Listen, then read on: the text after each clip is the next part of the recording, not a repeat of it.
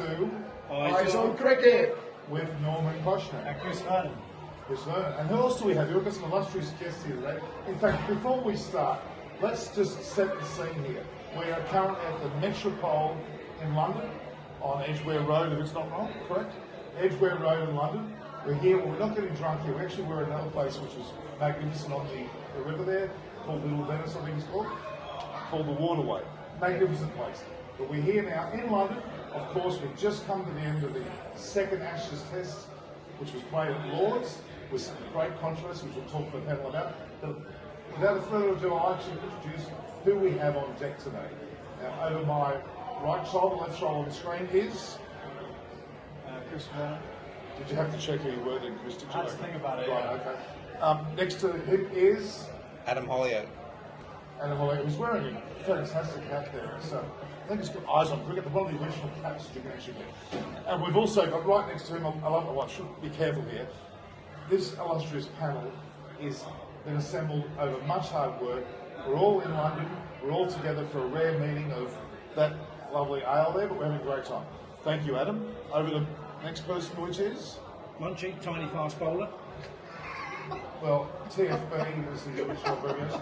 Munchie is also known as Marcus Lawrence.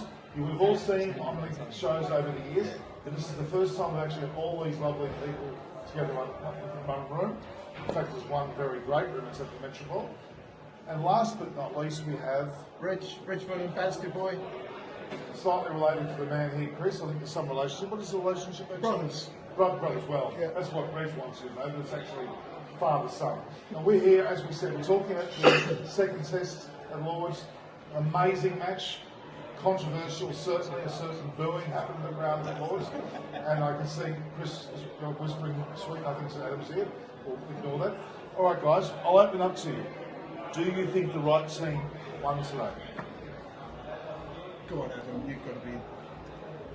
Well, when you say the right team, as in the good guys or the bad guys, or as in the side that played the best in the game? Well, I'd argue the first question is exactly what you started with, the good or the bad guys.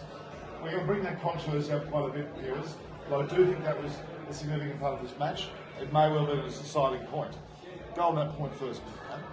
Oh, well, it was an interesting one. I mean, because I think I guess the main talking point, aside from the fact that Australia have gone 2-0 up in the Ashes, is the Johnny Bairstow run out. That seems to be the press bait. Stumping. It was stumping rather, yeah. Yeah, it's an interesting one because there's so many different ways you can look at it. You can look at it as good sportsmanship, bad sportsmanship. You can look at it from the perspective of, do Australia really need that with what's happened with the sandpaper recently and the whole investigation into the ethos of Australian cricket? And I think that, I mean, that's the big debate, isn't it? Do Australia need that attention? They're a fantastic cricket side. Do they need to do those kind of things to win? Do they need that off the back of recent accusations that have been thrown at them? So I think in isolation, I think it's a little bit of dozy cricket from Johnny Bairstow, but I think we're human beings and we look at things in a holistic sense, and off the back of the bad publicity that the Australian cricket team's had over the last few years, I don't think it's necessarily. I think they could have won that test without that. Exactly. And maybe I think that will just give the rest of the cricket world ammunition to have a go at Australia, which Australia doesn't really need because they're a fantastic cricketing nation and they probably didn't need to bring that upon themselves. Exactly right, and that's the issue here is going forward, even having won 2 tests in a row now, it doesn't set the scene very nicely for what's going to follow. When a Lord's audience boos you, you've done something pretty bad. It happens at the Hollies, of course, at Edgbaston. You might have it in Headingley on occasion. It's happening at the Western Heights next week, yeah. Exactly. All right, we'll open up. Thanks, Adam. That's a very good introduction to this discussion. Honestly, Australia won, but do they deserve to? Go for it, Chris. What's your thoughts?